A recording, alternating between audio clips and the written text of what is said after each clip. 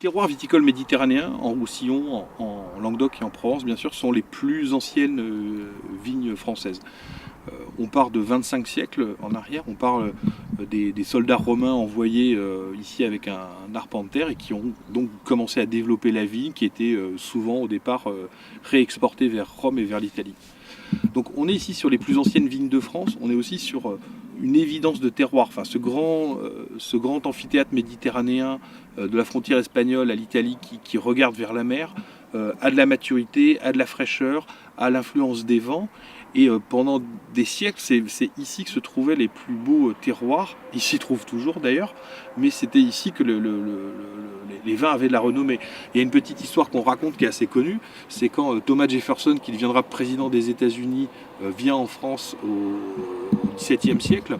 Il repart avec des vins de notamment deux endroits différents, O'Brien, qui est le château Aubryon, à Bordeaux, et Saint-Georges, qui est la banlieue de Montpellier. Ce qui veut dire qu'entre 5 siècles avant Jésus-Christ jusqu'au XVIIe, donc pendant plus de 20 siècles, la question ne se pose pas. Les plus beaux vins, les plus beaux terroirs de France sont ici, sur la Méditerranée évidemment. Il y a de la maturité, il y a du soleil, il y a des cépages adaptés.